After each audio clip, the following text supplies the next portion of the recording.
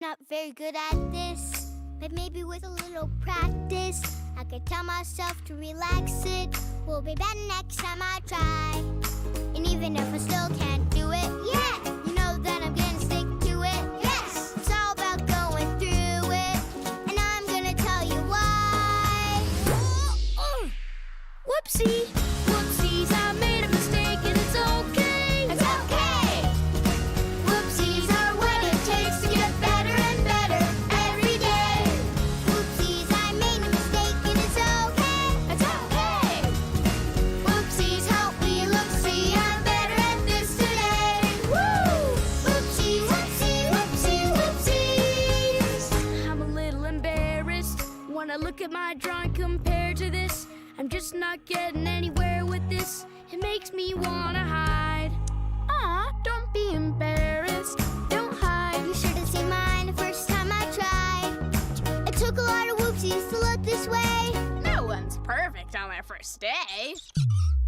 Whoopsie. Whoopsies, I made a mistake and it's okay. It's okay. Whoopsies are what it takes to get better and better every day. Whoopsie, whoopsie, whoopsie, whoopsie. Well, what about this? I want to jump rope, but nope, I just can't do it. Well, not yet. Come on and practice with me. You'll see there's nothing to it. Whoa! Whoopsie. Whoopsies, I made a mistake and it's okay. It's okay. Whoopsies, help me look, see, I'm better at this today. Woo! Wait, was it yeah? It was only a dream, the waves of evil crashing over us. It was only a weak and faithful scream beneath the battlements. I know it's hard, but for long, before it's too long, wake up, my love. Please don't give up on me.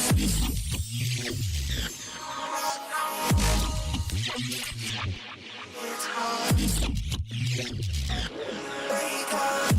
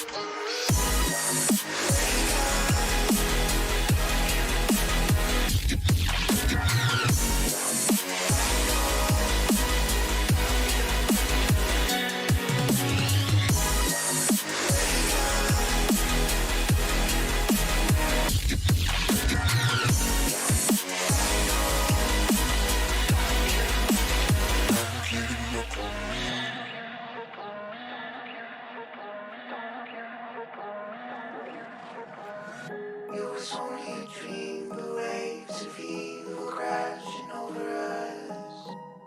It was only a weak and faithful scream beneath the battlements. But I know it's hard, before long, before it's too dark. Wake up, my love. Please don't give up on me.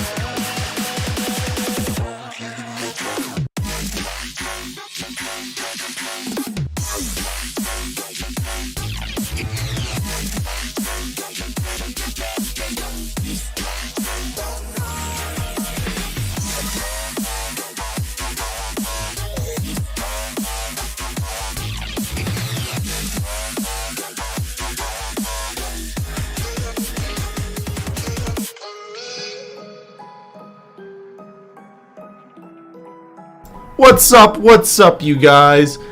We are back at it again. Another day here at 100 Days of Rootkit. Today, we're going to talk about Structs a little bit. In the amazement, I know I didn't fool you guys when I said there was no object-oriented, alright? It just might look a little similar. And we'll be redoing another game, alright? We're going to just take it a little bit slow today. Introduce one new concept. And then chug along with remaking a game we've already done in Python, alright? Nice chill day, alright? Nice chill day. Excuse me, let me see here. Make sure I'm all set up before moving on. That's the wrong page. Here we go. Alright, so if you guys aren't already tracking, we are Rootkit, non-profit organization based here in the US of A. Don't go to college. Don't go to any other boot camp. We will teach you everything you would learn at college plus more, and then you can get certified and get a job immediately. We're teaching you everything there is right now, 100 Days of Rootkit. Additionally, it's all listed on our cert guide that you can get to by clicking on certifications here. No reason to pay for anything, alright? Additionally, on top of all this free stuff we're doing, if you go to our blog, we have our Week 9 giveaway going on today. You can join, participate, and bam, you could win some more merch, alright? We have our mystery merch giveaway going on, which means we're going to choose a mystery item at the end of the week on Sunday, alright? We're randomly going to roll and see which one we're giving away and then randomly choose a random winner. So make sure you enter or participate that. Now, if you like what we're doing, it's very expensive to do all this stuff for free. So if you want to help support us, you can go ahead and donate to the link in the description, or if you're on Twitch, it will be in the About Us. Depending on how much you donate, you will unlock certain perks, like all the stickers, collab t-shirts, and this exclusive 100 Day of Rootkit sweater with the Rootkit logo on the back. It's super epic, it's super thick, it's super warm. Very, very, very warm. My God. Additionally, all donations are being matched 1-for-1 for the first 10,000 donations. And it looks like our matching came in. So that matched all the donations up to this point so far. So sweet, we are just rising and rising up that bar. We're hitting pillars along the way, like streaming for 24 hours straight, shaving my head here live on stream, and the one no one wants to see, shaving my beard on stream, which our goal is not to hit that goal, because no one wants to see that goal, alright, in the first place. So, let us move on. That concludes our little intro there. How y'all doing? Let me make sure the chat is correct on YouTube. Now, I am in the Discord for anyone that is a Patreon or Discord premium member. I'm in the events chat. You can hop in there at any time and ask any questions verbally. Additionally, you'll have access to the supporter chat, which we drop in various things through 100 Days of Rootkit, typically code that's fully documented, alright? And you guys will be getting today the 101 and 102 code with comments, alright? Alrighty, let us chug along here. Now, I believe the Struct stuff was like half done in 102. Let's see here.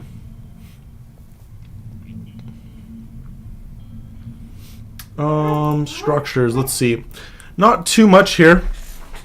So, let's talk about structs. Alright, structs are the only object-oriented like thing that you can find in C. Alright, structures are pretty pinnacle for everything in regards to C. It's a way for you to structure data together in order to make a quote-unquote new variable. Alright, new type of data. Alright, in this case, it's going to be the player type. Alright, the player type. So inside of the player here, when you make a player, it will have data for health, energy, and name, all right after each other.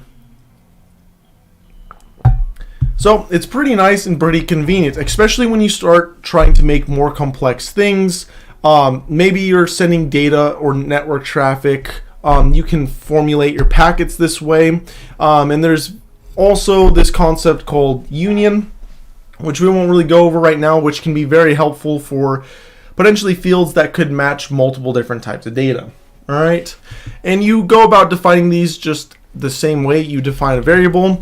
You would say that you have a player. I think you have to say struct player, and then I don't know, user, and there you go. I believe that's the syntax for it. I could be forgetting. I feel like I'm forgetting one thing.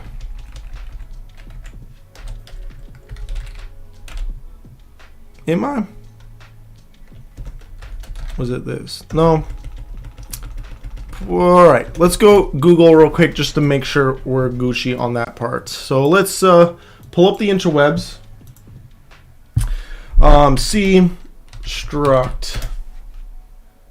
Here we go. Good old W3 schools. Yeah, that is the right syntax. I'm surprised that the autofill stuff doesn't come up. So let's try this again, except this time let's go ahead and see if we can loop this into our main here real quick. So if we go over to our main, let's see, we need to import structures. All right, we didn't talk about the header files. So the header files are basically the heading of your normal file.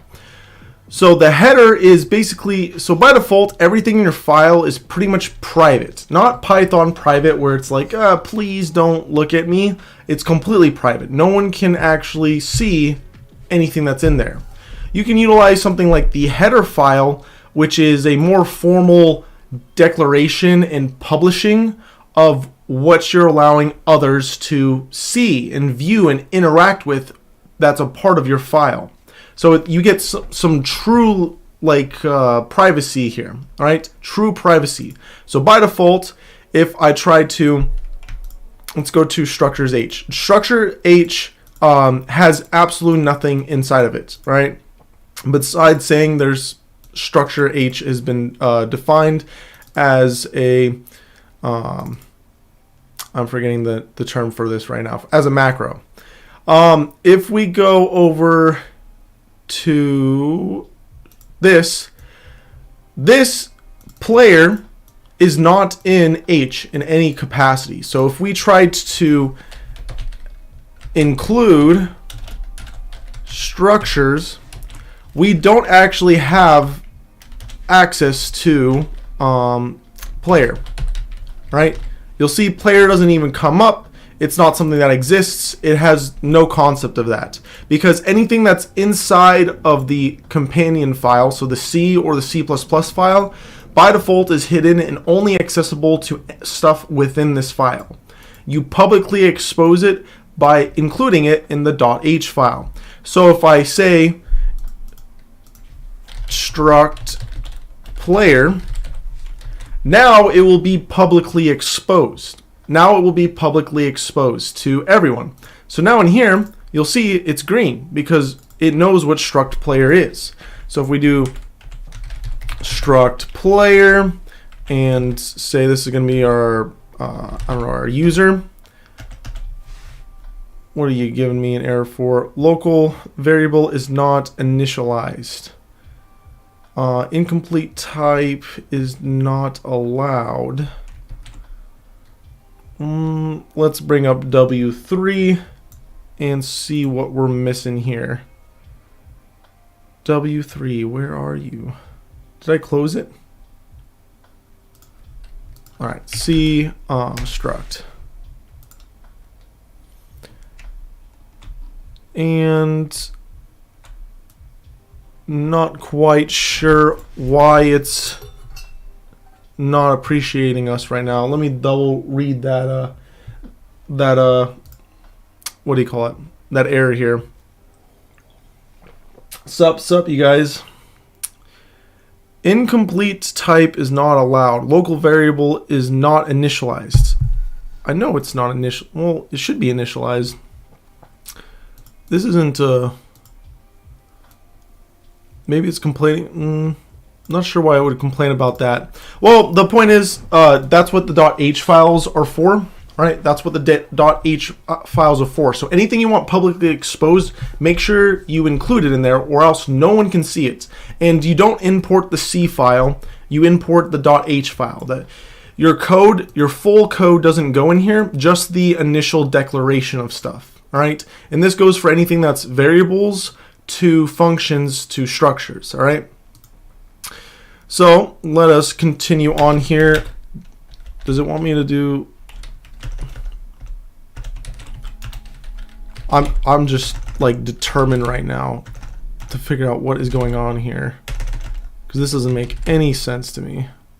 Why it's freaking out right now. Oh, I hate when this happens, especially when the example code you're given literally is the exact same. The only thing I could think of is it doesn't like the pointer that's in the structure by default, which maybe that's potentially it. Let me get rid of the pointer real quick. This still doesn't. What am I forgetting here?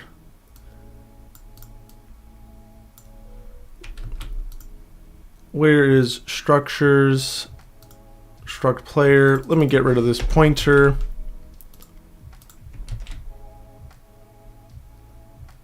Complete type not allowed.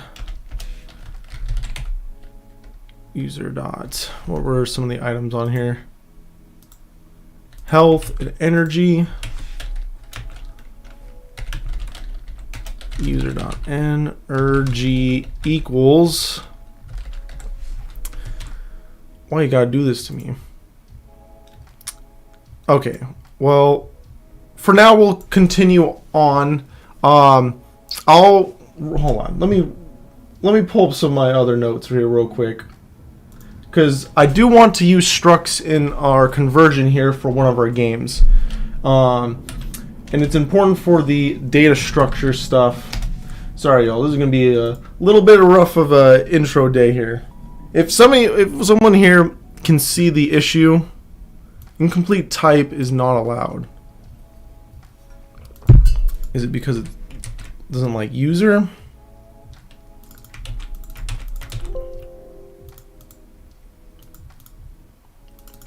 Yeah, if one of you guys can, if one of you guys see the issue, maybe it's struct player. I feel like there's something. I'm gonna be so mad at myself when we found this issue. Let me double check chat here.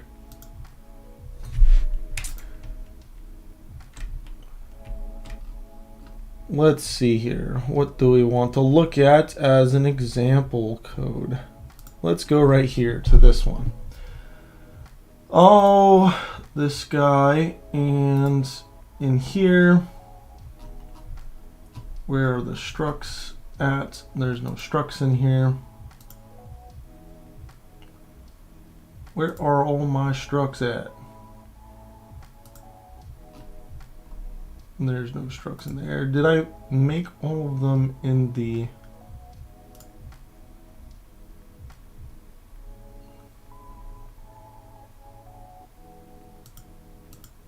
What is going on here? Pre-treatment.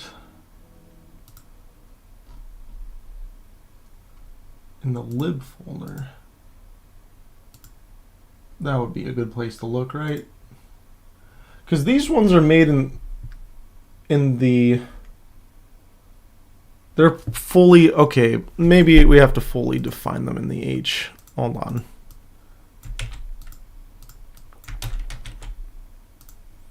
Alright, there we go. If need to fully define the structure in the header file. My bad, you guys.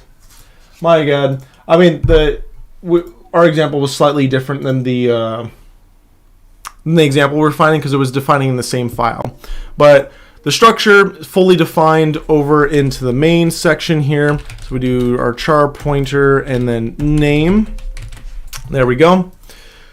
we'll get that here, and now you'll see that our user gets created, and then we can do user dot, and then we can see energy, health, and name here. So kind of like object oriented, it's the baseline for object oriented programming, but it's not object oriented. These are structures. They have you can make them to mimic objects pretty like one for one, all right, but there are some differences, all right, because there's not really a concept of like inheritance and polymorphism and etc., all right.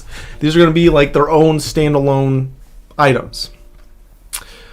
Okay, so with these, it's just as easy as doing dot and then the item and then equal to. All right, dot the item and then equal to. So if we want to set health, we want to set energy, we can do stuff like that. And then if we want to do printing of these items, I'm just going to comment this one out so we don't see the printing of those.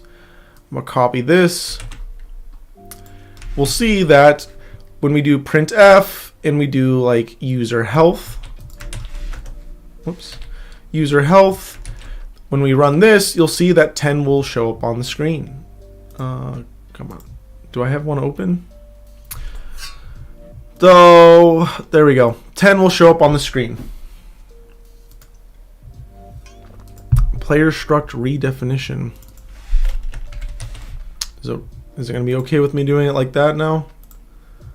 What is with all these player struct type redefinition?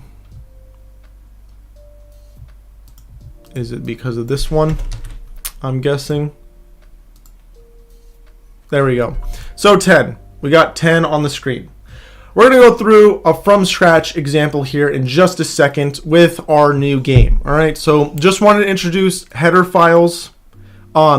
Basically, the header files can be technically named whatever you want, but it's best if you keep them the same name as your actual file here.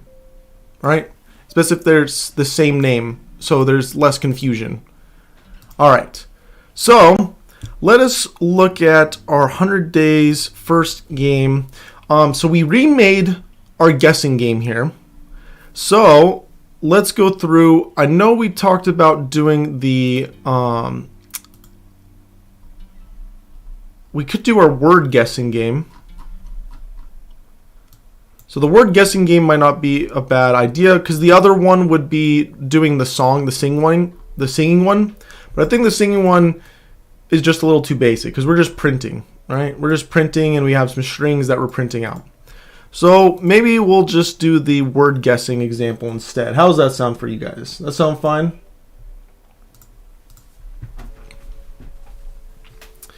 All right. So when you're cloning stuff, it's best to have, both the code side by side. So let's go ahead and put this right here and put this one over right here. And, we might even want to go a step further and make a new project. So let's actually do that. Let's make a new project. And this new project, we want to make sure that it's going to be a console app and it's for C++. Remember, you can do this drop down and click on exactly what you want. So we want C++. All right, because C and C++, they're both compatible. Well, C is not compatible with C++, but C++ is backwards compatible with C. So we're going to click on console app here. Next, we're going to name this our word guessing game. All right, word guessing game. And we'll go in and create. And then we got our word guessing game here all set up. All right, all set up. There's a couple housekeeping things that we'll need to do.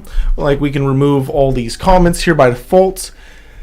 And we can get rid of this print. This is the standard way to print out in C++, but we're doing vanilla C. All right, so we can just change this to be a print F and then say hello world. But there's one last step we have to do.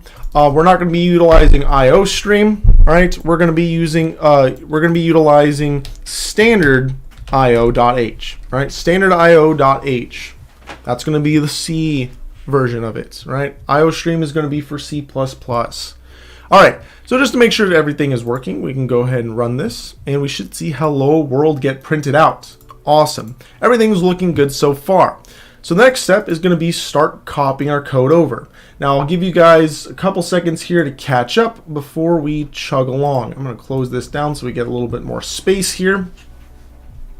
So while you guys are catching up, for our first iteration of the game, we're going to make it hard-coded, just like we did with the Python game. Hard-coded, single word, and then we'll introduce random and reading from a file. All right, reading from a file. So looking at this, we need some variables. It looks like we got our mask concept, so we can port that over too. We have our while loop, our main while loop for the game. Looks like we have some more minor loops here later on. And we have some cleanup here at the end. Looks like this is for printing for whether you won, and then some tracking, saving of your score. So the saving of the score we won't just copy over just yet. All right. We'll do that in the second run through of it. All right.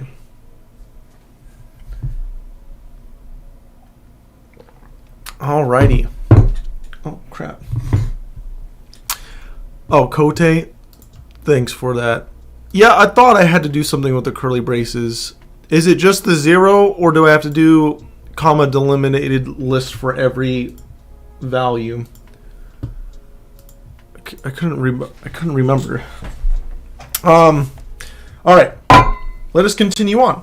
Now, again, copying things over, not that difficult. All right, porting over code from other code is not that difficult. It depends on how heavily you use third-party libraries. We didn't really use third-party libraries that heavily. We used the built-in Python libraries. We haven't gotten to third-party libraries just yet, besides the built-in Python libraries. And we access that with our import random. It's a good rule of thumb that if you have to import something here, you might have to import something here. So most likely, we're going to have to import random. What random is called here might be called just random.h. We'll do some Googling to make sure and figure that out. All right, but it's going to be the same way if you're going to Java or if you're going to Golang or Rust. So pay attention. A lot of these things are the exact same. The foundation is just variables, if statements, while loops. Like that's the hardcore foundation. You know that, you know everything. All right, you know all the other languages. It's all about then how you build things. All right, that can't really be trained into you. It has to be done over time. It has to be you experimenting, doing things, building things. It's the only way you can truly learn that stuff. The rest, you can learn it with flashcards. You can learn if statements, the syntax, etc. But truly putting things together, you got to do with your hands. All right. So let's see here. We know at the beginning, we're not going to do a word list. We're just going to have a statically defined word that we want them to guess. So let's call this the word. All right. Not the world, the word. And this is going to be a char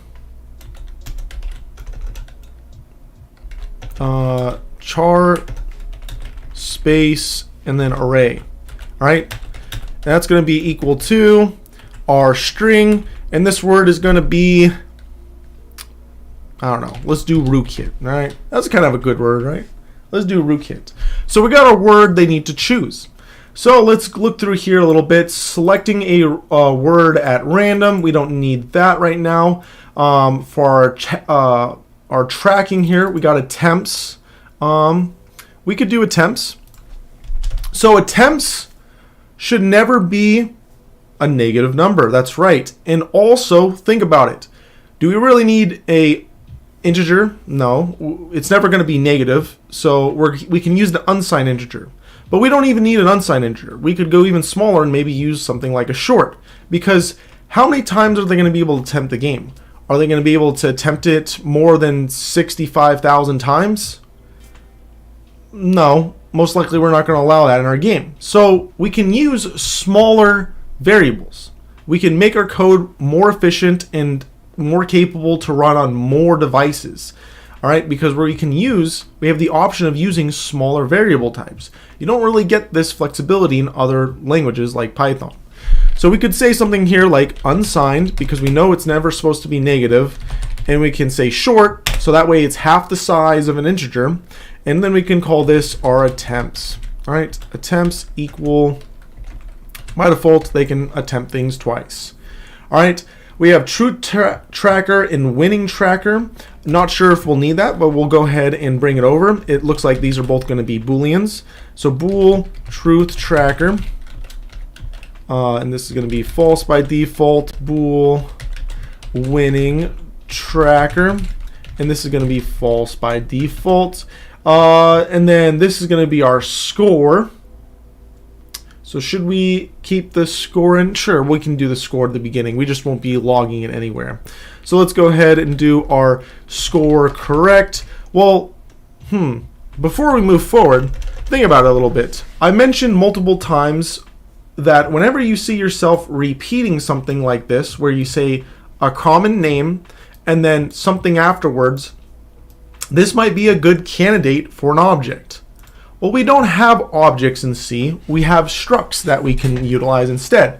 So we could do this in a struct instead. So let's go ahead and make a struct. And for right now, we'll keep everything simple onto one main file. But we'll want to break this up later on.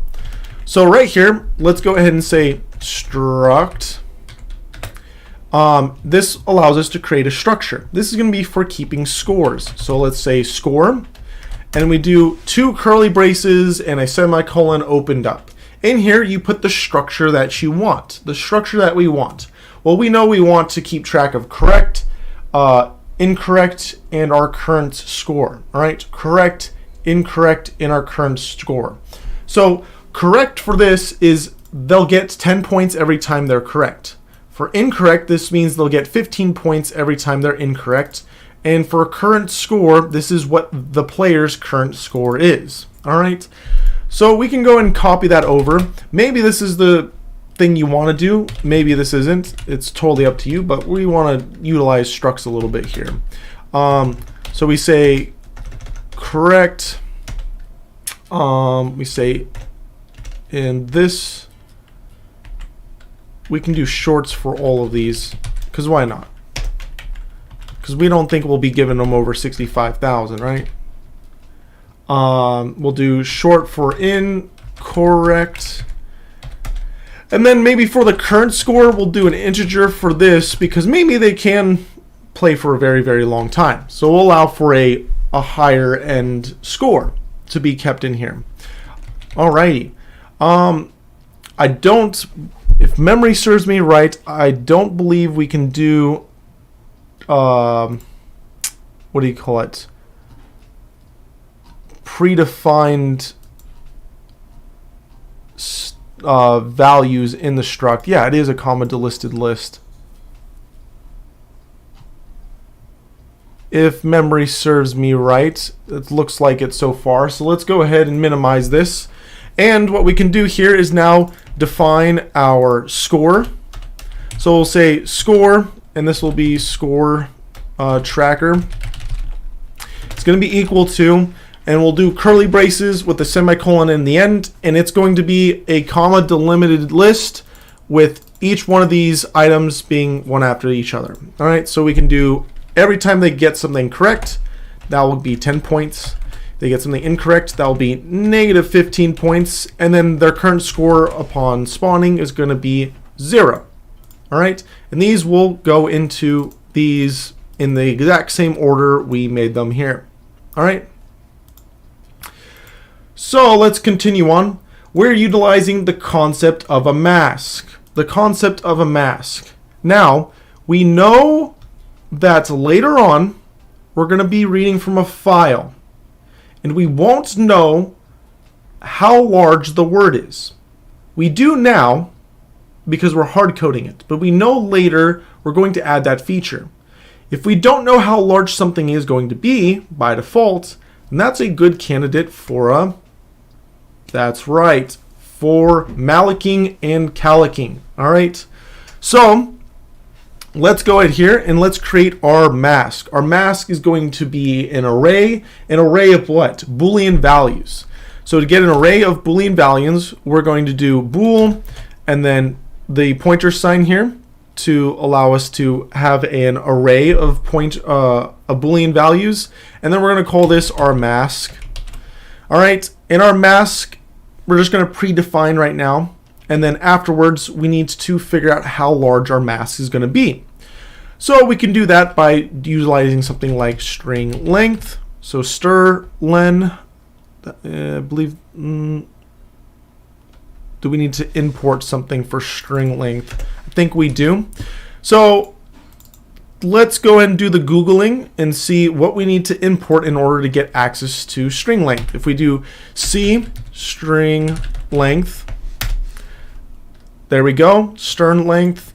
And if we click on that, it says that it is a part of the strings library right here that we have to include in order to get access to it.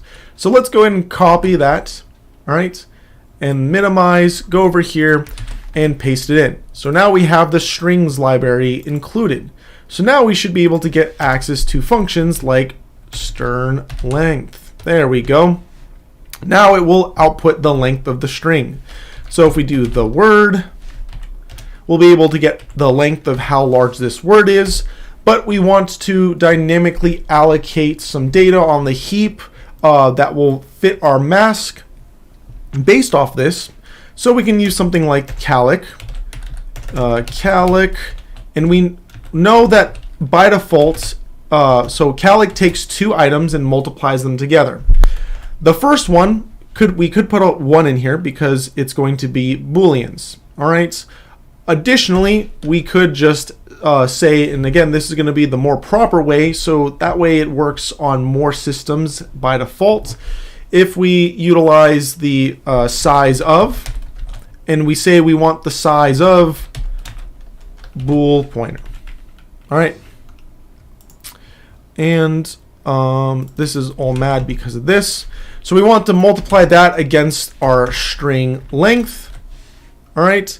So we can finish up our calc here. And it looks like calc doesn't work by default. So most likely we need to import a library for it. So let's go over to the interwebs again and see what library we would need to import in order to use calc.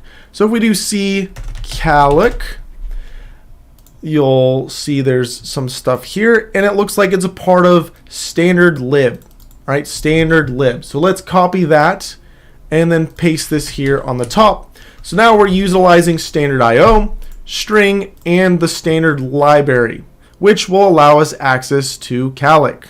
All right. Now we need to store off the calc value somewhere. So we could store that off into mask. So we'll say mask equals, and remember, they may not, we also need to, by default, remember, this is going to be a void pointer. And you can see it's not very happy with that because it says, hey, this is supposed to be a bool pointer. You're giving me a void pointer. I don't like this very much. So we need to cast it. We need to cast it. So we cast it by saying bool pointer, right? In parentheses at the beginning, it's going to be happy now. And remember, every time you calc or malloc something, it's a request to the operating system. It doesn't have to listen to you. It doesn't have to actually honor your request. So in order to keep your program from crashing awfully, we can put in some logic here to do a check to make sure mask was actually allocated properly. So it's very simple. If we just do an if statement right afterwards, we can say not mask. So if mask is completely empty, then I want you to do something, and we'll just say return like that. So we'll just immediately return. Be more proper if we did something like return 1. All right. There we go. And we have kind of finished up our beginning part here. I'm going to go and check chat and see how everyone is doing. Where is the... Here we go.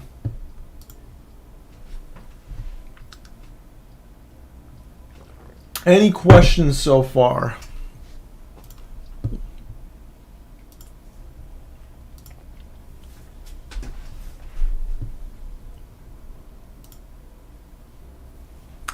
Any questions so far, y'all? Before we chug along here.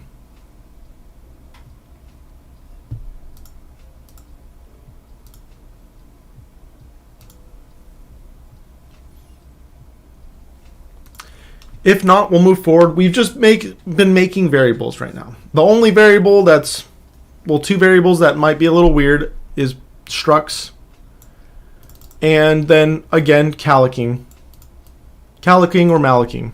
All right. So the last thing we need to do is,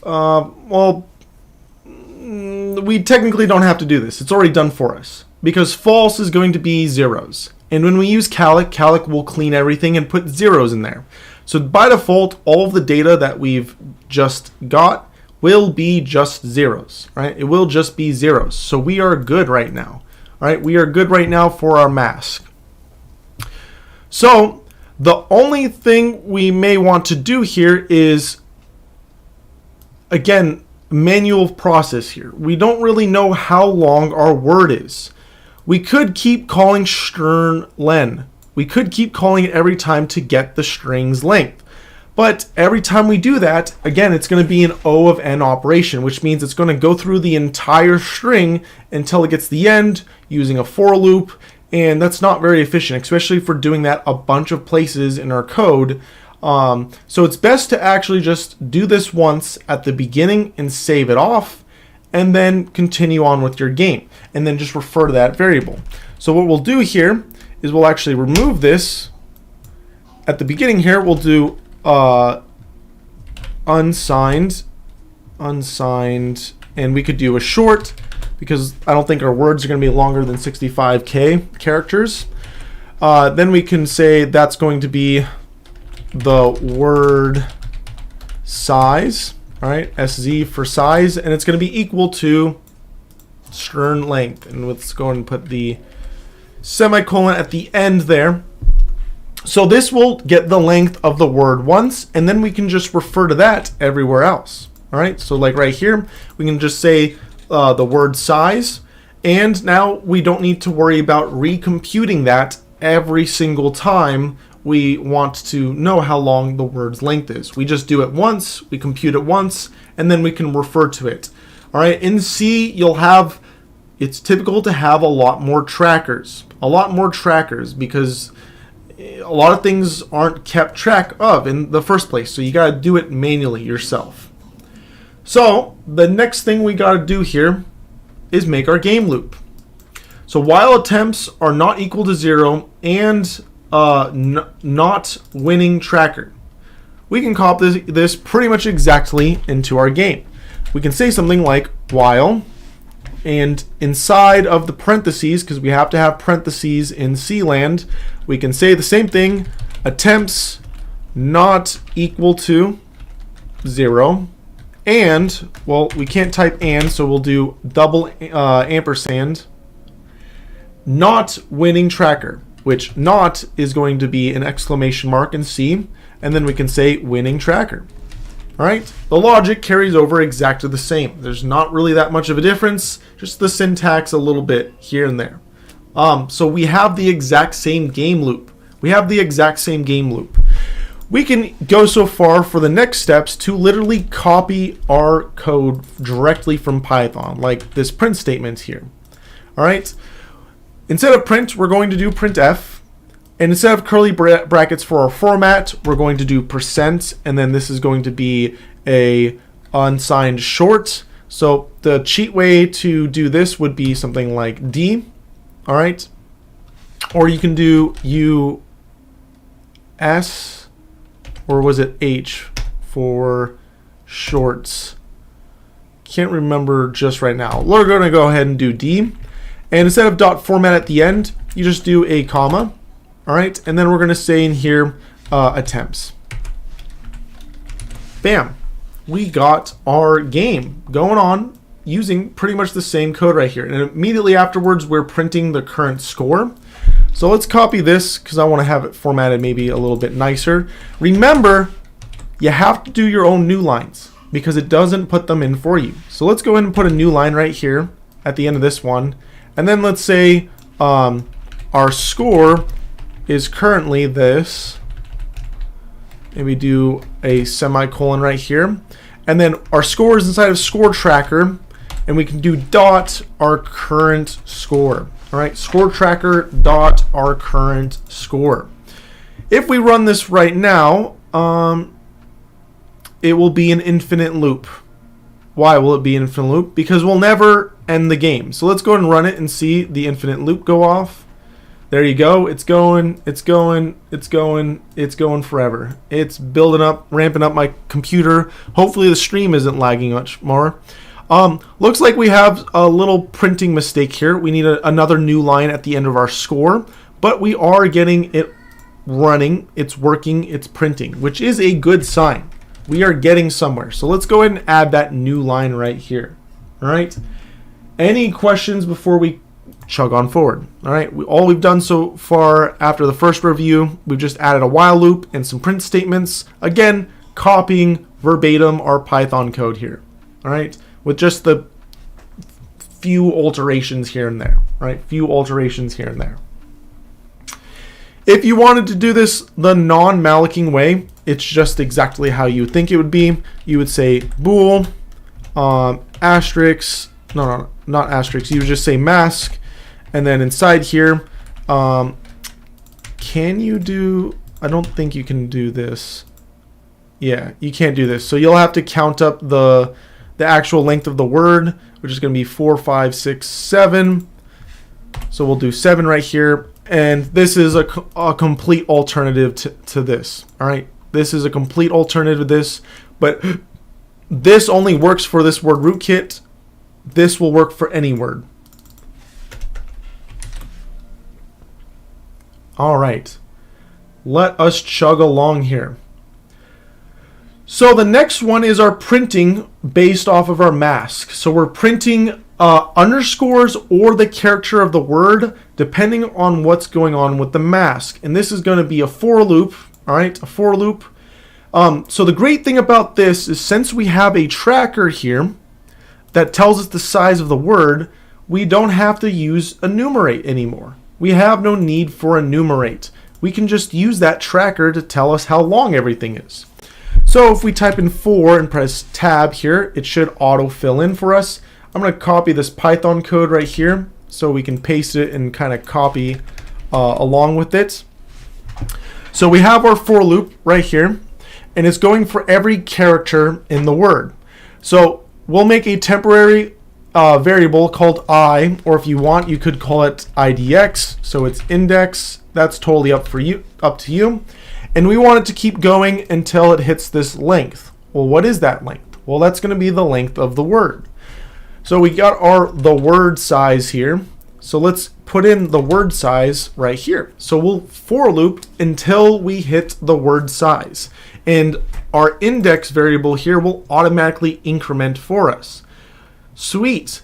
So now we can go about doing our if or else logic. So let's just copy if, and we won't even fill it out yet. Let's just do our if and else.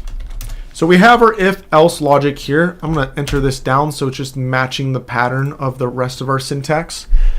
So our if and else logic here, if says mask index, all right? So we can do the same thing. We could say mask and then index, all right? And then we have a print. So this print is going to be printing out the char with just a with no special ending, just a space, which by default, printf does that. There is no new line, so we don't need to do any alteration or anything fancy for this. All right. All we need to do is remember not to do a new line when we do our printf. So we'll say printf, and then we're going to be printing out a char. So we'll say %C. What is this char going to be? Well, this is going to be the word and whatever index character we need for the word, and we'll print that out. And we're printing out with a little space at the end, so we'll just put a little space there, and make sure you add that semicolon at the end. All right, there we go. Now our else is printing the underscore. So if we look here, we're just printing the underscore with a little space at the end. So here we'll just say print f, and we'll do a little space. And we gotta do the underscore, so underscore space, and that's it. Very simple. And then at the end of our for loop, it's a little bit more clear here. outside of our for loop, we just do a print to get that new line character going on. So I'm going to erase this reference code because we no longer need it. If we look at our for loop, everything in the curly braces here is everything that's inside of the for loop. So if we find the ending curly brace right here that's highlighted in blue, this means we're outside the for loop. So we can just do a printf here with our new line character, and bam. Now we have our printing going on here correctly. Now, I want to test this, but also I don't want the while loop going on forever and burning up my computer, slowing down the stream, etc., etc. So there's a couple ways we can go about ending this, all right? One way would just be doing a break right here. Another way would be doing a return right here. It's totally up to you. I'm going to do a break so we can finish off the rest of the program here. Break, again, will just break out of the loop, right? We'll just break out of this loop we're currently in. It's the same way it is in Python. There's no difference. All right, so let's see this. We should see the word get printed out with all underscores. Let's see if that's correct. And look at there. You have 2 attempts left. Your score is 0. And we have the word getting printed out in all underscores. Look at that. We got it working. We got it working. Now we can do some testing on our mask logic if we wanted. So this also worked again because calc will 0 everything out by default. 0 is the equivalent to false.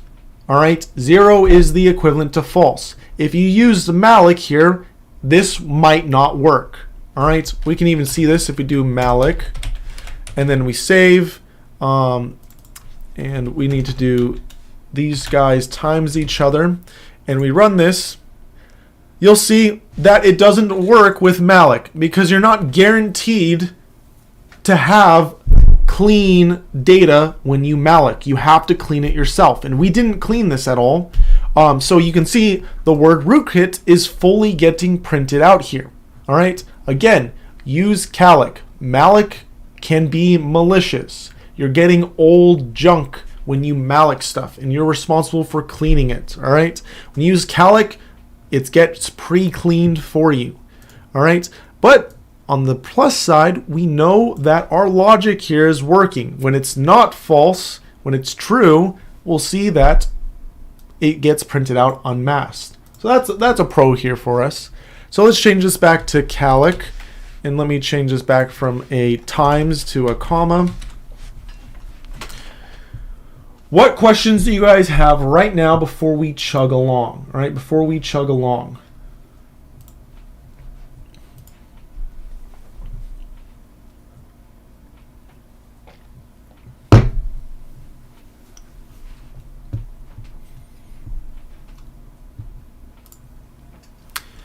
Any questions? We're going through this quite fast because we're just copying a game we've already made in Python. You guys should already be comfortable with this in Python. It's not anything super fancy. We're not using classes in this. For any of you guys that are still confused a little bit about classes in Python, this is just straight up a normal procedural functional based program, right? Nothing super fancy. So when it's like that, it's easy for us to copy over into C. When it's more object-oriented, it can be a little bit more difficult for us to copy it and make a C equivalent, all right?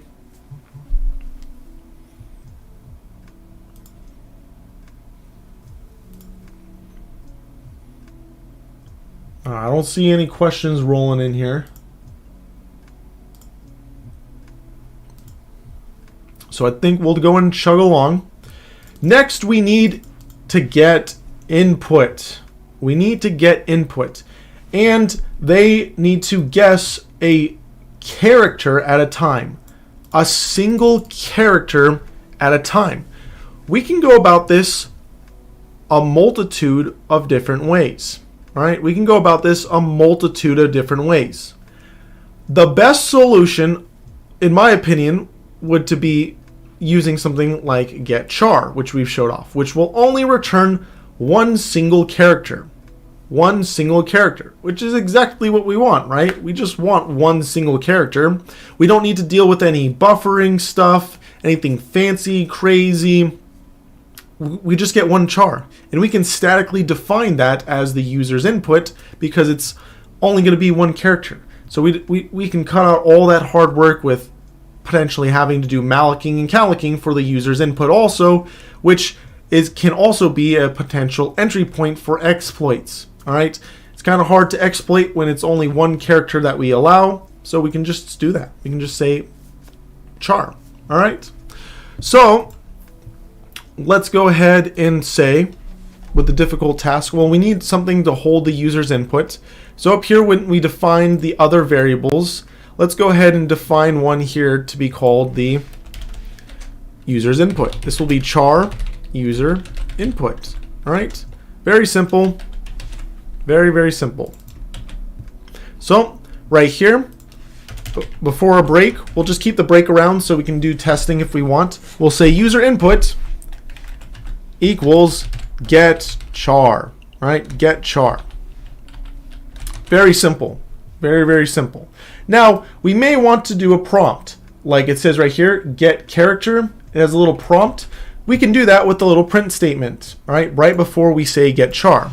So if we do a print f here, and we say guess a character, and then do our semicolon, this doesn't have a new line at the end of it, which means that they'll be typing in at the end of this string here in the terminal. To see this in action, we can go ahead and press play, and you'll see it says guess a character, and we're typing it in right here. We can go and put in character, press enter, and the game ends. Let's just do some testing here to see if get char is working successfully, or if there's any little bugs that are still lying around. So let's comment out this break, because now when our loop keeps looping, it will always pause on this get char. All right, it will always pause on this get char. So we can use that to make sure our computer doesn't explode. So let's print out the character that we're getting. All right, so we need a new line at the beginning of this. All right, well, I guess they're doing a new line when they press enter here. So we'll have to do a new line here. But let's say the user input is equal to %C, and then we'll say user input, and then we'll see the user's input out on the screen. And we can see if this is working successfully, and then maybe do some quick testing here on what the potential limitations are. So let's run this. And he says guess a character, so I'm going to guess an H. Interesting. There's a couple weird things that just happened there. Thing number one, we did an H. User's input is equal to H, which means it worked. We should put a new line at the end of here so it looks a little more proper. But another weird thing that happened is you'll see you have 2 attempts left. It says this, and it says guess a character, and it auto printed all this stuff, and now we have to guess a character again. What is going on? Well, you'll notice that this pattern will be reoccurring. If I say something like hi, you'll notice it's going to loop now 3 times. It loops 1 time, 2 times, 3 times. All right, it looped 3 times here when I typed in hi. What is going on? Why does it say it's equal to H right here? Look, it's equal to H right here, the user's input. It's equal to I right here, and then it's equal to nothing. Well, not really nothing. Great questions. Let's first fix our formatting here and then re-look at this. All right, I'm going to put a new line at the end of here so we can see this a little bit closer. Let's type in the word hi. All right, so user input is going to be equal to H. Then it auto runs, and it says user's input is equal to I. Then it auto runs again, and it says it's equal to nothing, but also it's kind of weird because there's a new line right here. There's a new line here. Why is that happening? That is really, really weird. What is going on here? Do I need to use something else like scanf? Well, you can, but this is normal behavior. This is normal behavior. Why is this? Remember I talked about standard in, standard out, and standard error yesterday. These are 3 files that exist on every operating system that you're utilizing behind the scenes. Standard out will always show up here.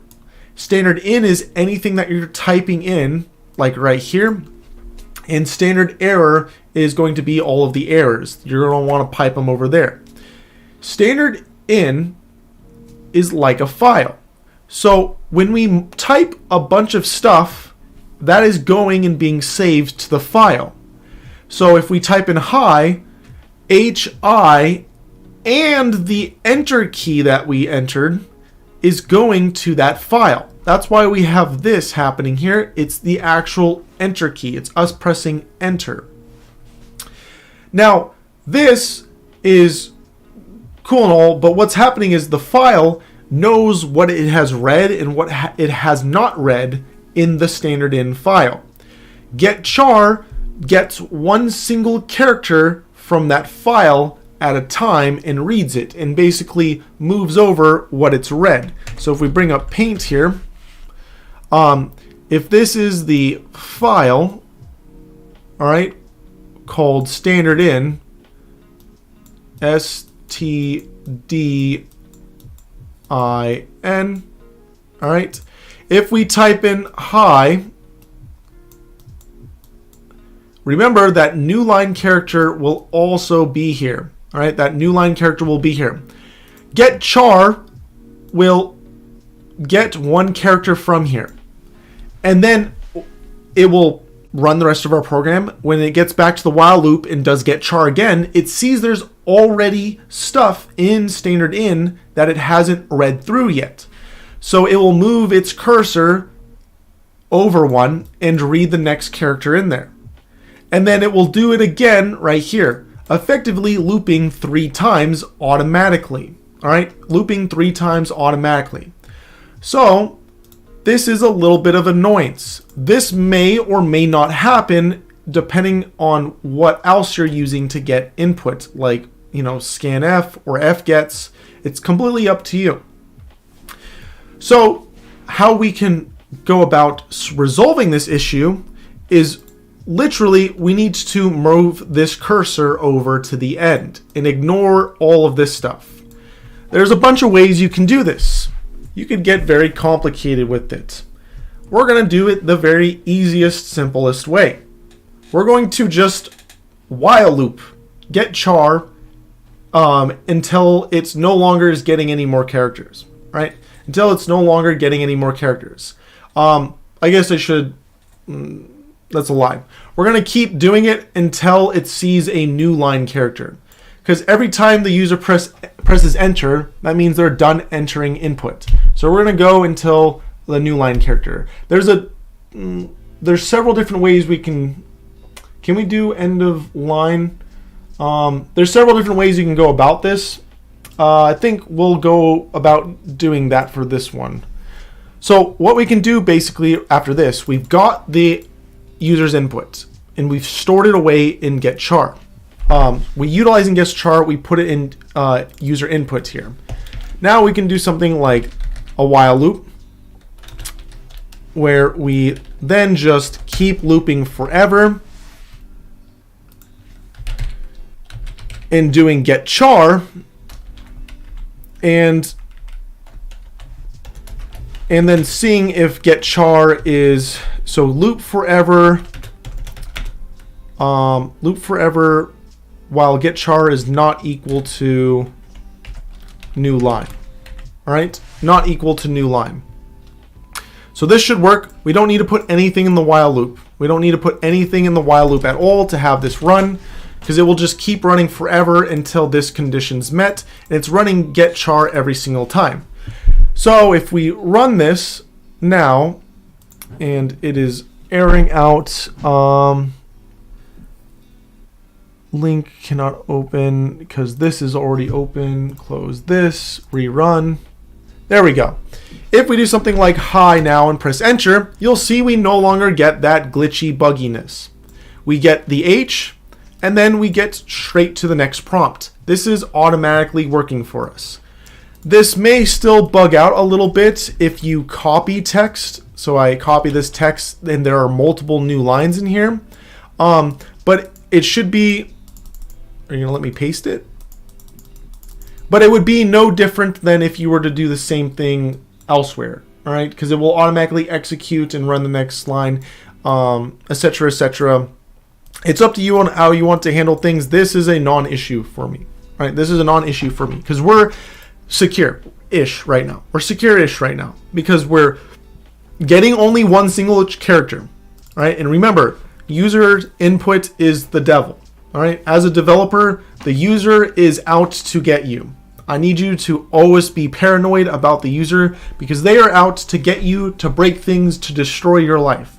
Because that's all users will do. They will break things, whether they mean to or not. They will find a way to do things wrong. So you need to make sure you are saving them from themselves. So this will keep it from doing that rapid input. Now, we still have a slight issue right now. All right, what is the slight issue? Well, if I type in 5, well, this isn't a valid character. I don't want them to type in 5. I don't want them to do that at all. If they're able to input special characters like end of file or the return character, it won't work like this because you'll see it will get the slash and then the end. But there are ways to copy and paste those special characters you can't see with your eyes into here discreetly. All right, you can inject that type of stuff. So we want to protect against things that aren't alphabetical characters, all right? Aren't alphabetical characters. So there's a couple ways you can go about this. If we look at our Python game, we have the same protections kind of put into place. Right here we have our checking, where we're checking the length of the user's input, and we're saying we don't want anything that is longer than 1. We don't need to do this because we're getting get char, so we're guaranteed to only have one single character each time. The second part is if it's alphanumeric. If it's alphanumeric. All right. So we can make our own custom function to do checking if it's alphanumeric, and I'll show you how we would go about that. We could also do some searching to see if there's a function already made in C that we could utilize, just how like isAlpha was already made here. And if you're wondering if continue exists in C, you are correct. Continue exists in C also. If you don't remember what continue does, continue will stop the loop from going downwards, and instead will immediately send the loop back to the top, right? So if you ever hit this continue, instead of moving down further, it will immediately go straight back to the top of the loop. So next, let's talk about characters for a little bit, right? Let's talk about characters for a little bit. It's actually about time to go on break. So we'll go on break for 3 to 5 minutes, and then we'll continue on with our journey right afterwards. What I want you guys to think about is characters a little bit, and think about ASCII. And think about how data is just data, right? I want you guys to think about that stuff for a little bit, and I'll show you what I mean when we get back, all right? Have I been really, really loud? My mic was turned all the way up. Hopefully that's a little better. We'll talk about it when I get back, all right? So I'll see you guys in 3 to 5 minutes.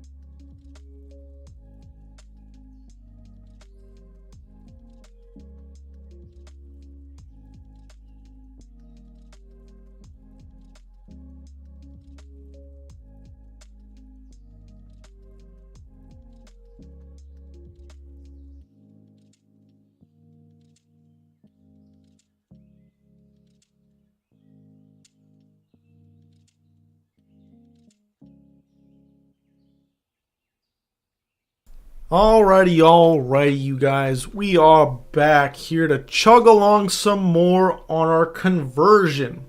We're chugging along on a word guessing game right now. Statically defined our word. We made a little struct here to hold all of our score options and our current score. I'm just going to show off how structs work. They're very, very simple.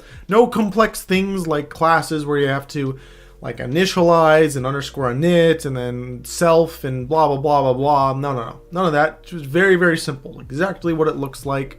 All right. We got a word size that we're tracking here. Pretty much all these variables are ported right over. We're trying to be a little more efficient, even though our program is very, very small. So we're using shorts instead of integers. So we can just keep things a little bit smaller than normally. This is how you can initialize a struct. So each variable here is going to be in the exact same order as the one here. If we move along, we are using a calc to make our mask, and we're using a calc for multiple reasons. Reason number one, when we convert this to read from a file instead, this will automatically work with that because this will work for any variable sized word. Additionally, this will automatically give us our data zeroed out and cleaned, which means everything in this array will be bools. It will be, false booleans, which is perfect because in here we had to go through the extra step of setting everything to false. In here, everything is going to be false. All right.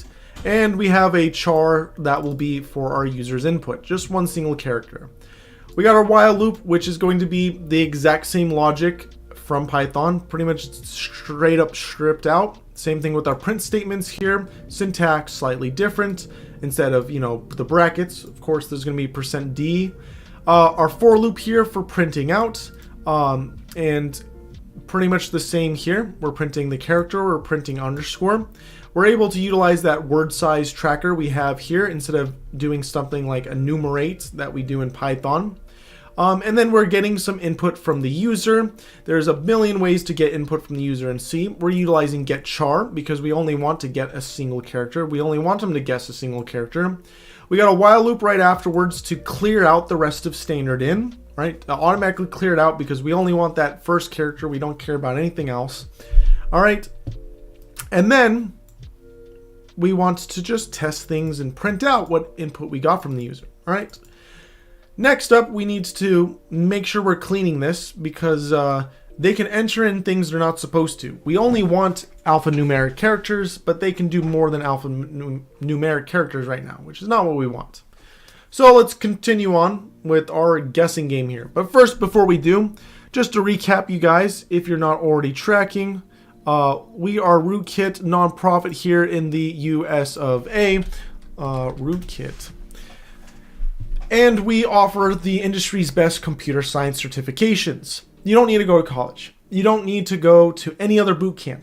Just get our cert. We're teaching you for 100 days free everything you need to go get our computer science certification. It will teach you everything you're going to learn in college plus more. All right. Additionally, on top of all this free stuff we're doing, if you go over to our blog, we have our week 9 giveaway going on right now where you can enter. All you do is press the green button and then prove that you're subscribed to our YouTube channel, following us on Twitch, etc., completely free, and you can win some merch from us. What merch it will be, I don't even know myself. All right, we'll figure out together on Sunday when we randomly pull one of these items. Additionally, we have the 100 Days of Rootkit donation link, which is for this event, which is going to be in the description of the video. Also on Twitch, it's going to be in the About Us. And why is this one? Let me refresh because this is updated right here. What was I going to say? All donations are being matched 1-for-1 for the first 10,000 donations. Those are brought in. Those matching contributions are done at the end of the month. So last month's one just came in. Depending on how much you donate, you can unlock certain perks like all of our stickers, the 100 Days of Rootkit stickers, the collab t-shirt, and this epic exclusive 100 Day of Rootkit sweater I got on right now. It says 100 Day of Rootkit with one of the sticker icons, and then it says Rootkit on the back. It's extra thick, extra warm. It makes me sweat like crazy. My God. Doing things for free is expensive, so if you can support us, that's super, super epic. Additionally, if you are a Patreon or Discord premium member, I'm in the events chat, and you'll also get access to the supporter chat, where you'll get the code with documentation inside of it given to you at the end of almost every day's stream. So at the end of today's stream, documentation will be added to this program and will be dropped in the supporters chat for everyone that's a Patreon or Discord premium member. All right. Again, some people were confused. Discord premium is not Discord Nitro. If you're in our Discord server and you click on this button here, server subscriptions, this is our Discord premium. All right. So you got bit, byte, and kilobyte tier. This is different than Discord Nitro. All right. All right. Let us continue our chug here. All right. So, ASCII. That was the big hint. All right. There's a couple ways we can go about this, but let's first see and do some Googling to see if there's going to be a function we can utilize for checking if something is alpha, is alphabetical. C is alpha, not alphanumeric, because that's alpha and alphabetical. C is alpha. All right, C is alpha. This is exactly what we want. It's just like from Python. How weird. How convenient. It's not convenient. It's not a coincidence. It's there because you'll actually find that in Python, a lot of the C functionality you can find is actually done and passed through directly to Python. Because again, Python was built on C/C++. So a lot of things that are done in C/C++ are literally ported directly from the underlying language to Python. You're actually invoking the C function underneath the hood. You're actually doing C commands. You just don't know. All right. So if we look here, do we need to import anything extra? And it says right here, it's inside of C types H, right? C types H. So we're going to need another import statement for C types H, all right? So if we go to the top here and we do our include and then paste our C type.h, we'll now have access to this. And not only to this one, but you'll find that pretty much all of the is blank from Python is accessible now to you here in C, because they are all ported over one for one. So is alpha is here. Is numeric is here. All right. Is there an is ASCII one? Is ASCII is here. All right. A lot of the ones that you have in straight up Python will be now available to you.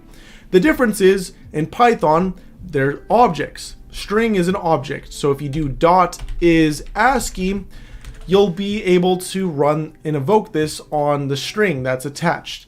In C, there's no such thing as an object. It's all functional based, so you have to always pass it in. So we have to do is alpha, and inside of is alpha, we need to pass through what we want to check. All right. Now you'll be kind of confused here. You'll be kind of confused with this function if you look at the definition here and what is going on. All right. Now where is the here we go. You might be confused with this a little bit. An integer argument, what is going on here? Why is it saying it needs an integer to check if something is alphanumeric? If it's an actual character like A, B, and C, why does it want an integer? That is very, very weird. Why wouldn't it want something else like an actual what do you call it? An actual character value. Really great question. This will be resolved if we do something like, I don't know, print out our characters. So let's do a printf, and instead of %c, let's do %d. All right, %d for decimal value, or we can do an u. All right, %u. Do not do a %i. I don't think you'll get the same result if you do an I. All right, so I got %u here, and we can say user input. All right, and let's print this out, shall we? If we run this program, and it wants me to close this one, and we type in a character here, let's say the character H, and press enter, you'll see it's going to say 104. Why does it say 104? Well, remember, data is data is data is data is data is data, data, data, data, data, data, data, data, data, data. It's just ones and zeros, you guys. It's always ones and zeros at the end of the day. So those ones and zeros can be interpreted many, many different ways. Computers don't really have a concept of characters. They are just different weird looking symbols that are being corresponded or correlated with underlying binary number data. Integers are much easier for the computer to understand than these weird hieroglyphic characters that we utilize, that it's printing out, that it's seeing. All right, it doesn't understand them. It only knows binary data. So 104 should look very familiar to you if you brought up something like maybe the ASCII table. All right, so let's go ahead and bring up the ASCII table here. ASCII table. And if we look at ASCII table, it's a big table that has the character. It will have the decimal value for that character, the hex value, and the octal value. You'll see 0 is false, or also known as null. All right, that's the null value. Additionally, you'll see some extra things like start of text, end of text, end of transmission, etc., etc. These are the extra characters I was saying that you can check for when getting user input. We're doing the /n, which is the new line. So if we look here, we can find that the new line, which I think is going to be NP. We got escape here. I think is it the form feed? No, or is it character return? Oh God, it's one of these, but it has a corresponding number of 12 or 13. I'm forgetting which one it is right now. How do we figure that out? Print out the integer value of it. Print out the integer value of a new line character, and you will see exactly which one it matches up to here on the ASCII table. Now, if we go over to 104, decimal value 104, right? If you guys are confused, right above me, right? 104 decimal value. Very convenient that it lines up to H. It's not a convenience. It's not just convenient. It's not just a coincidence. It's because that's the actual ASCII value. Because all characters are just data, and data is just binary data, which can be interpreted a million different ways. All right. Why is the while brackets empty? Because we don't want to do. So the while brackets inside of here are empty because we don't need to do any logic for the while loop, because we're running our functionality right here. Every time the loop loops, we're running the getChar character, or the getChar function, which will automatically get the next character from standard in.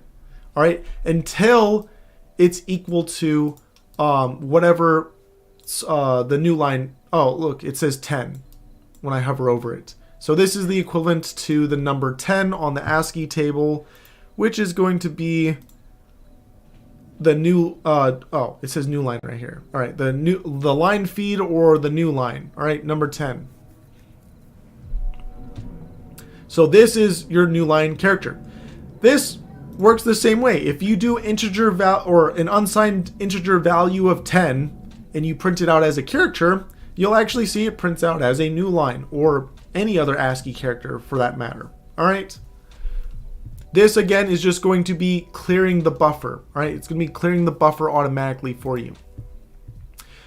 So with this knowledge in place, we can use is alpha, because your character can be defined as just as a number.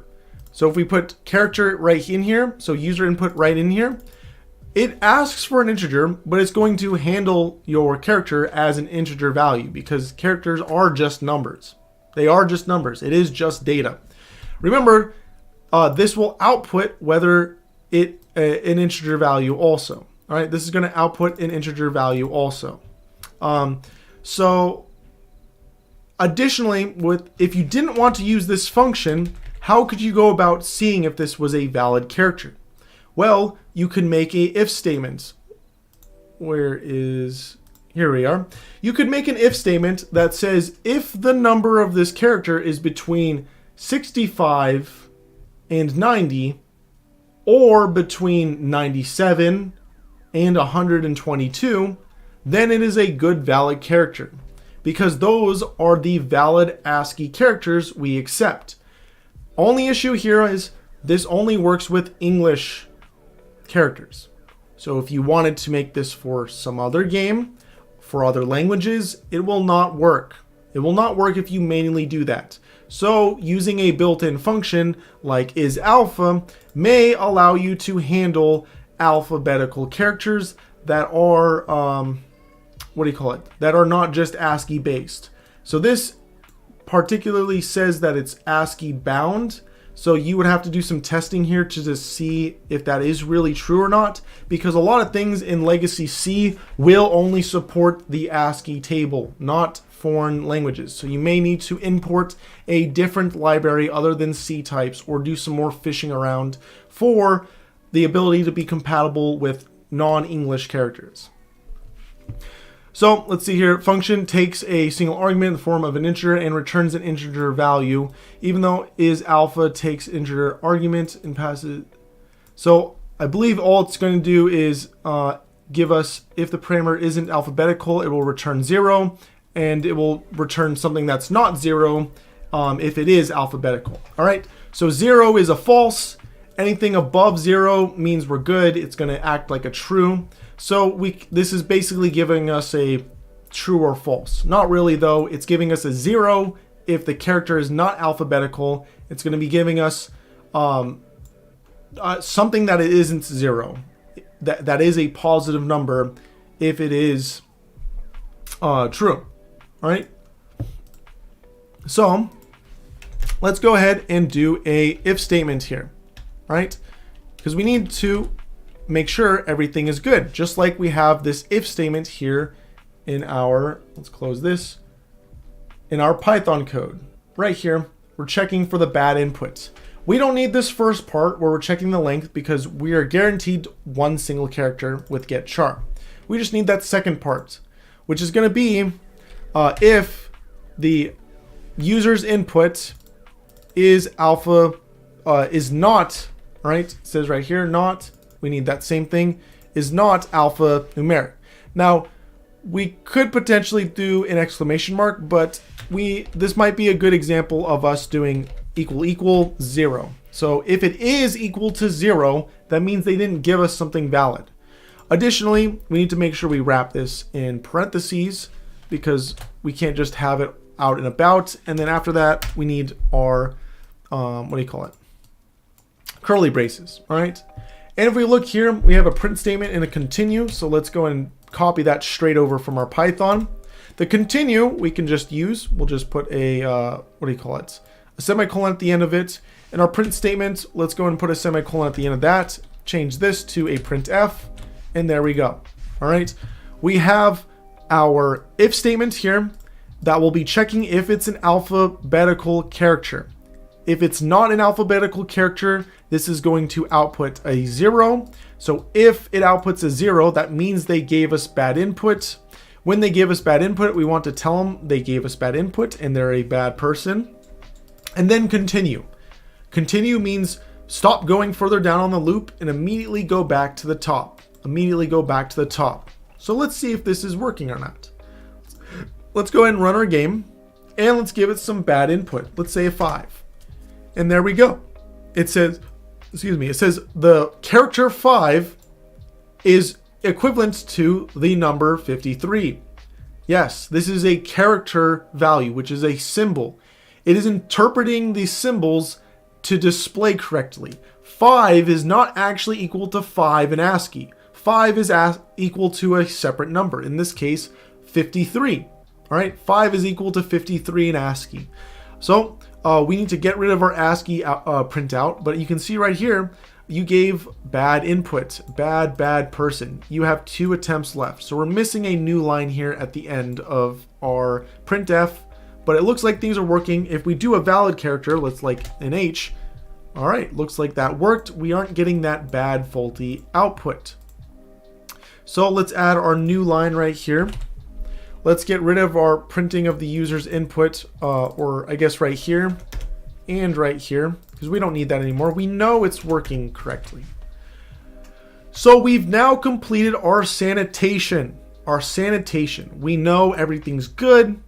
The number's been, we're cleaning up things, making sure they're only using valid characters. All right. So now we can pull up our Python code here and continue on with converting over our game. So next, we're doing checking if they guessed the character correctly.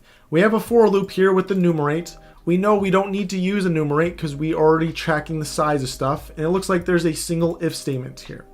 All right, so this should be pretty easy for us to copy over. Let's go ahead and just make a for loop again. So much so, I don't even want to type it all out. We can just steal the for loop we made before for our print statement up here. So let's go ahead and copy that for loop, paste it down here. We need one extra curly brace here because I didn't copy that over. All right, and again, this for loop is just going to be looping for the entire length of the word. So we have an if statement in here. So let's do if, and it says user input is equal to char. What is char? Well, in this for loop, it's going to be the character of the word. So in this one, we can't just say char. We have to say the word. And then which character of the word? Well, index, because this will keep incrementing index for us. So we just put index in here, and that will be the corresponding word character. Now we need to make sure we have this in parentheses, and then we'll do our brackets at the end. All right. Inside here, we want to set mask equal to true wherever the index is matching. So we can copy that over pretty much exactly, except instead of index fully spelled out, we're utilizing the shorthand version of index spelling. And true in Python is with a capital T. In C, it's going to be with a lowercase t. And we need that semicolon. We'll press enter. This same thing, we'll copy, paste it over because we have our own truth tracker. We'll put a semicolon here, lowercase t, and then we'll grab our current score. Now this one, we need to alter a little bit because we have nothing called current or score current. We have a structure called score. Well, its original state is called score. It's called the score tracker, and it has points for if it was correct, incorrect, or if what their current score is. So that's called the score tracker. So this logic will be slightly altered. If we do our score tracker and dot, let me go ahead and comment this out so I can get the intelligence or IntelliSense working correctly. If we do score tracker here, oh God, what have I done? We want to modify their current score. So if we do dot current, this is their current score, we can say that's going to be equal to their current score plus the correct points. Well, this is the long form way of writing it. We can instead just do plus equal. So we're just going to add to the current score. And we can say now, whoops, current or score tracker dot correct. So whatever the correct points are, we want to add that to our current score, right? Add it to our current score. So we can do that. Slight modification on that since we're using a structure here instead of just straight up variables. Again, you can just use straight up variables like we are in Python. We're just using the struct here so we can get some experience seeing the struct, messing with the struct. also making it less scary because it is way easier to understand than a class, because it's just a way to structure your data and basically wrap it up together. There's no initializing, there's no like crazy other things we need to define. It's just, this is a variable that has 3 variables inside of it, all right? And we just use dot notation to access those inner variables. So we just copied over this logic. Which means right now, when we guess something correctly, we should see it, since we're modifying the mask, we should see it reveal itself. So if we play our game right now, you'll see by default, all these characters are hidden. If we guess something like an R, we should see the R reveal itself and our score go up, which we do. We see the R reveal itself and the score go up, which means we are on the right track and we're copying everything correctly, right? We're copying everything correctly. Any questions before we continue forward, right? Before we continue forward.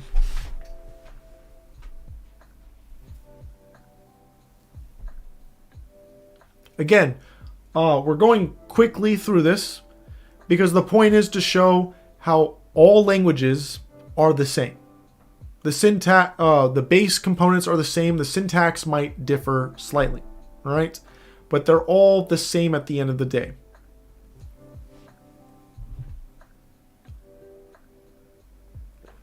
And again, C is on the totally different spectrum. All languages pretty much fall in between C and Python in regards to complexity. C is pretty much as low end you can get before assembly, all right? And Python's pretty much as high end, futuristic as you can get, all right? And everything pretty much falls in between both of those languages on how much manual extra stuff you got to do.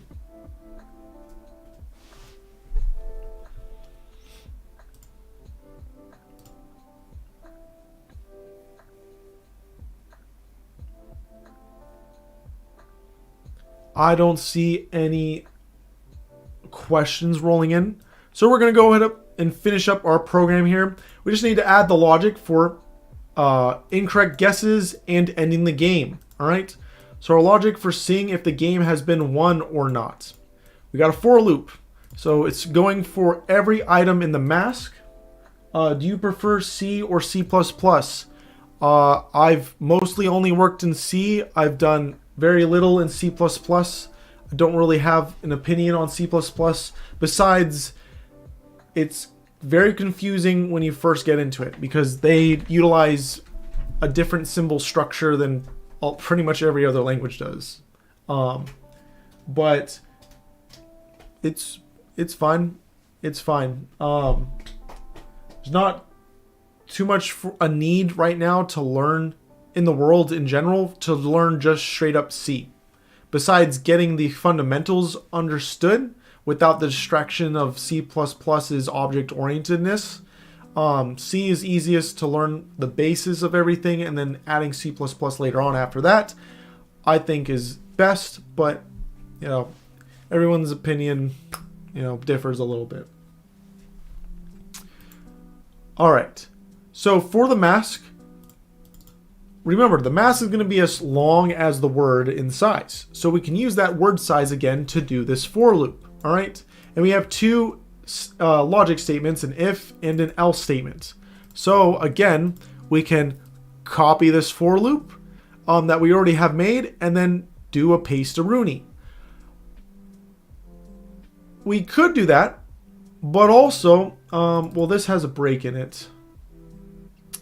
So let's go ahead and copy this for loop and then do a paste-a-rooney right here. All right, paste-a-rooney. So we're going to copy that for loop again. All right, we're going to copy that for loop again. And if not item. So if not item. If we ever find something that isn't true, all right, then they are not winning. If everything is true, if the whole mask is true, that means they've revealed the entire word and they win the game. All right. So we need two if statements here. If, all right, if the current item in the mask. So the equivalent here would be just mask and then the index that we're currently on. All right, this is going to be Boolean. It's going to be a true or false, so we don't need to add anything extra. But we do need to do this. Our win tracker, remember, lowercase, and then we can do a break. A break, all right? Our break right here. And then we can do our else statement right here next. And else we'll do our winning tracker equals true. Pretty easy to copy over. And then we do the exact same thing. Well, we have one last if statement here at the very end. So at the very end, let's do our if statement, not truth tracker. So that would be the equivalent of exclamation mark truth tracker. And let me go ahead and bring this curly brace down so we're on the same format as everything else.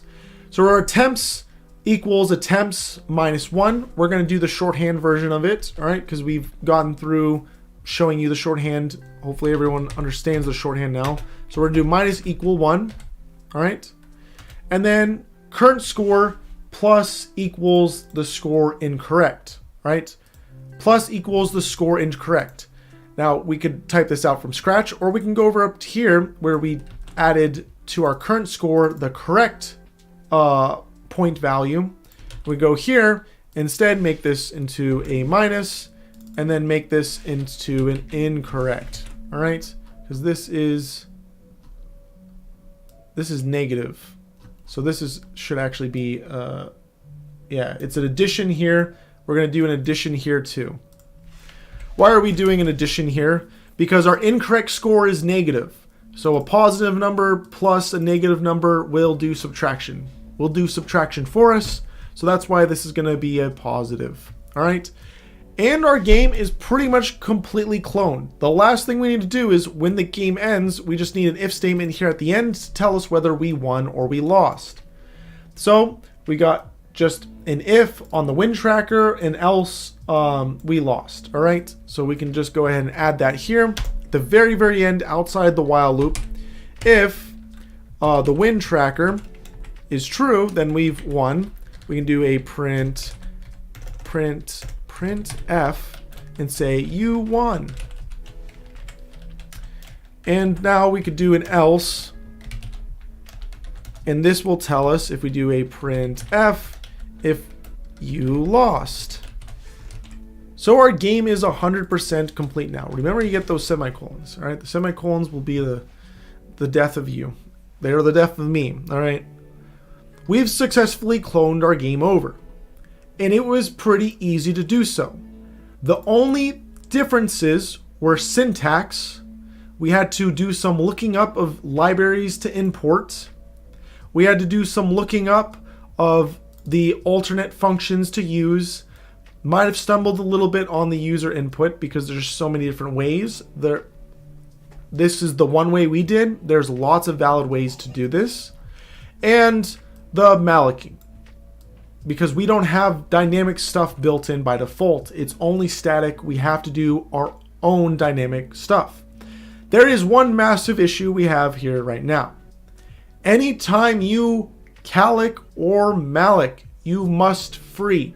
You must free. All right, we must free it. So what we can do is go to the very end of our program here and do our free. And what do we want to free up? We want to free up our mask. All right, we gotta free up our mask. It's very, very important we do that. All right, you don't want to have memory leaks in your program. All right, you don't want to have memory leaks in your program. Now our game is complete. All right, now our game is complete without memory leaks and bugs. Knock on wood, since we haven't ran it. Let's go ahead and run it and see. All right, we have 2 attempts left. Let's see if we can lose the game. Let's not do anything and press enter and see what happens. When we do that, it kind of just hangs because it's waiting for us to enter something. So I guess if we do enter twice, then it will say it's bad input, because the first enter was the submission and the second was like actually processing it. So a little bit weirdness, nothing game breaking. The user is doing something weird, whatever. It's not affecting them negatively. They're not losing an attempt, which is good. They just gave bad input and it reset back to the top. So let's do a bad attempt like B. B is not in rootkit. If we do enter here,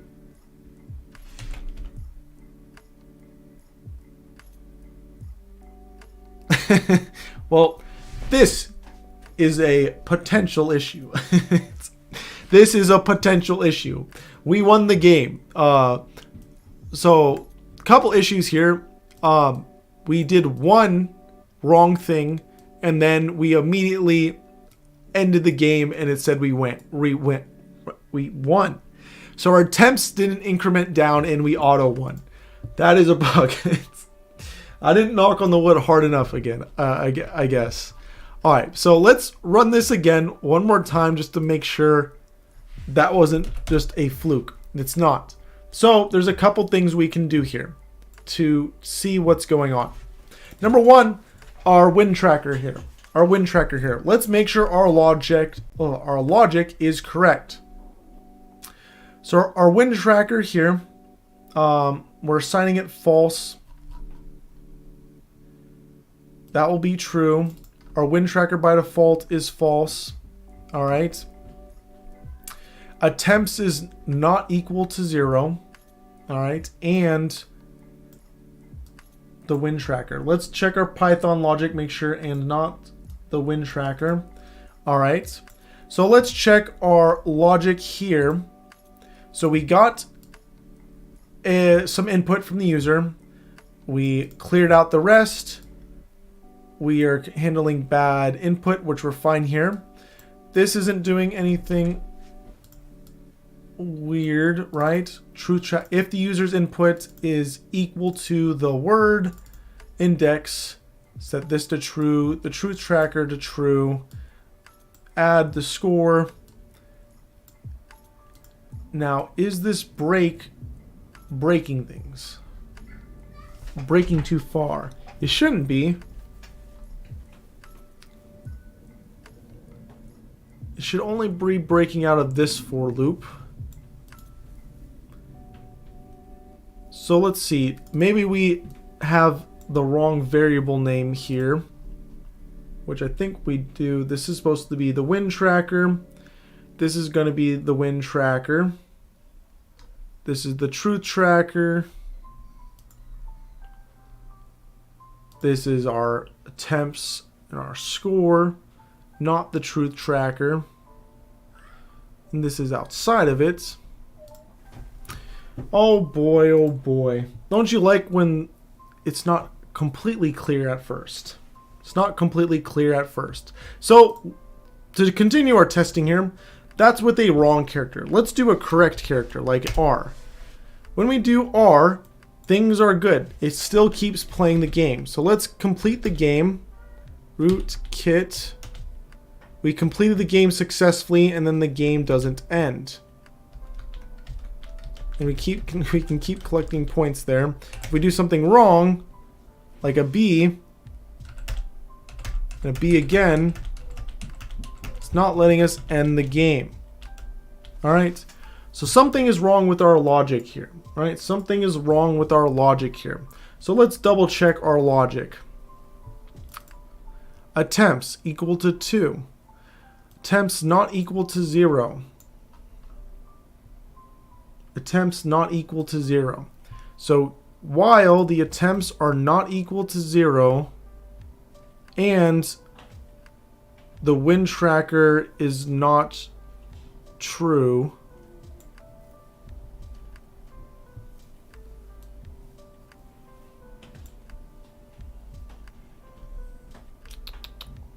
continue. So attempts, what decrements attempts? This decrements attempts. This will only decrement it once. So that can't be the issue. It has to be our win tracker, right? So let's check out this logic again. Also, there's that break there. Okay, so I think it's going for...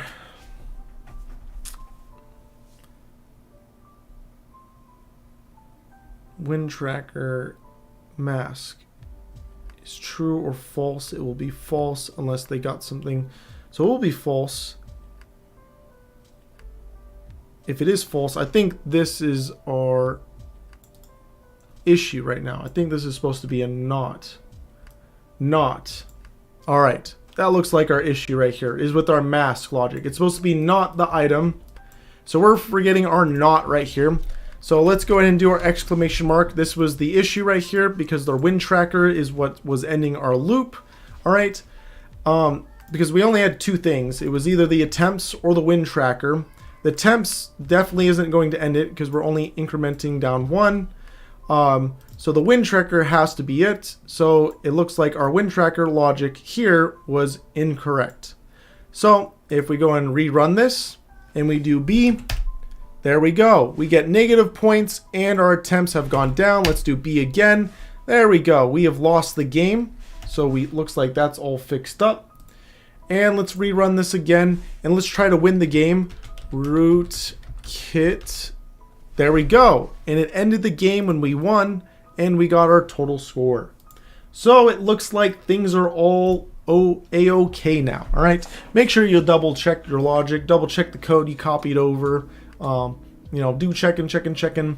Not all the time do you get a nice little error that will tell you where things are wrong. Sometimes the error was yourself. All right. So this was an error on me because I didn't copy things over successfully. So that's us converting over this game successfully. All right. Hopefully this wasn't too hard for you guys to follow along with. Almost everything here is exactly the same as it was in Python, except now we have those annoying semicolons. We have to predefine what the data type is. We threw in a struct here just to have the struct in here. We threw in a calc to get some exposure to calc, and we got the freeing and then the weird getting input, right? The weird getting input. This is one of many ways. You can do this another way if you would like, all right? This is just the way we're doing it right here, all right? Because we don't have to worry about buffers or any of that weirdness if we do something different for user input. Let us see here. So for your guys' challenge, try to first add randomness. So make this into an array of words and try to add randomness so it will randomly choose one of those words. And if you figure that out, then do the second part. Choose a random word from a file. All right, that's the second part of the challenge. Any questions on that?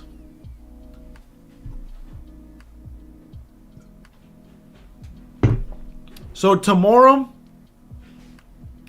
we're going to show the answer to the randomness, and then we're going to talk about data structures. Right? We're going to talk about data structures a little bit, and we're going to do them in C because they make more sense in C. You wouldn't want to make data structures in Python. They're going to be god-awfully slow. All right. Anytime you use a data structures library like NumPy, Pandas, or machine learning stuff, it's all going to be done in C/C++, and then those are going to be ported over to Python. So what I mean by that is literally they will make these things in C/C++ like we're going to do, and then I'll just go ahead and scroll down for you. And then you can basically add, make it compatible for usage in Python, all right? So basically when you run a Python command, sometimes that's actually running C code under the hood. That's what happens with most data structure libraries in Python, because if you wrote it in Python, it's going to be god-awfully slow. If you write it in C, it's going to be faster than if you write it in Python directly. All right. Again, the structures, discrete structures, are extremely important for you guys to know, especially interview-wise. We currently don't have any on the written part of our exam. We don't have any questions in regards to it, right? That may change in the future. There isn't that high of a demand for just knowing it, because you'll usually use a library that will automatically do this stuff for you.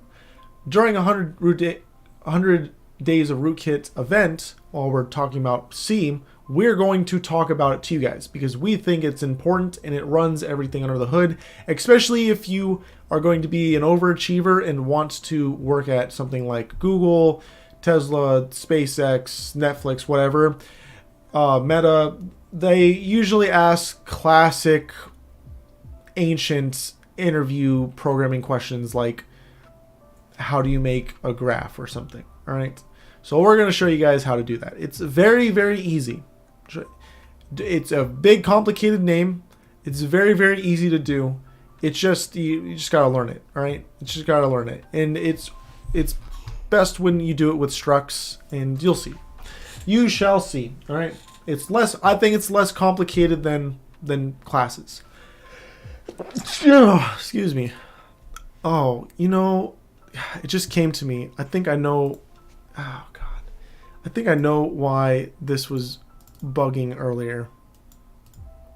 I gotta try this live on stream because I think I found the solution. It came to me. All right. I think it just came to me. All right. Hold on. Let me see if I'm right here. All right. I'm gonna hold my breath a little bit. If I do this, and then I do this, was that the syntax for it? No. No, it's not. What was this for again? I think that's for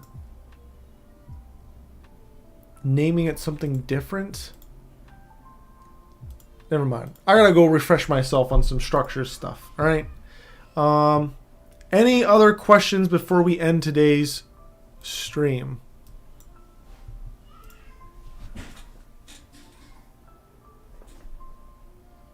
Any other questions before we end today's stream? So, tomorrow, data structures. Potentially, we're going to do another day after that for data structures, and then we'll be back to Python. Right? We'll be back to Python after that, and we're going to be getting into making APIs in Python, and then learning a bit about HTML and CSS, and showing how to become a full stack developer, and then that will lead into databases. So we'll go over databases and how to integrate with databases, and then we'll see what happens from there. Right? Then we'll see what happens from there. When do we code the World of Tanks aimbot? When do we code the World of Tanks? We're not coding no World of Tanks aimbot in this in the 100 Days of Rootkit. Are we going over Flask and Django? Not Django. We will go over Flask. Django, no. Websites need to be made in JavaScript. JavaScript was made for websites. We're not going to be using Django at all. We're going to be using Flask for the backend. And depending on, because we've been, Taylor brought up earlier that Fast API is building in popularity. No one's directly requested Fast API being covered yet, so we're going to still cover Flask until customers ask for Fast API. They're pretty much the same syntax, so if you learn Flask, you'll be fine. But no Django. There's no reason for Django.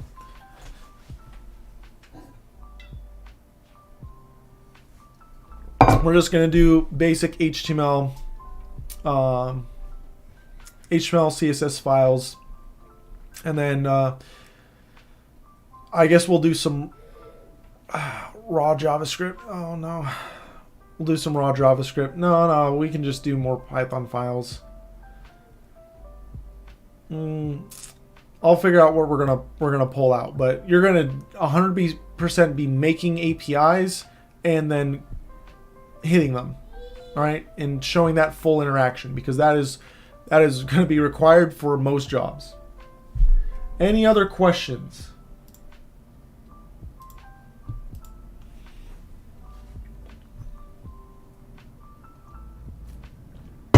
All right, remember Sunday, our chill Q&A, so you guys can stop by and ask any other questions on Sunday for the last, 62 days of 100 Days of Rootkit. So we can recap on some C concepts, show some more C stuff if you guys want. We can talk about classes again from Python. It's totally up to you guys. All right. Can I speak Hebrew? No. All right. I don't see any other questions, so that's all I got for you guys today. So I'll see you guys tomorrow on the next one.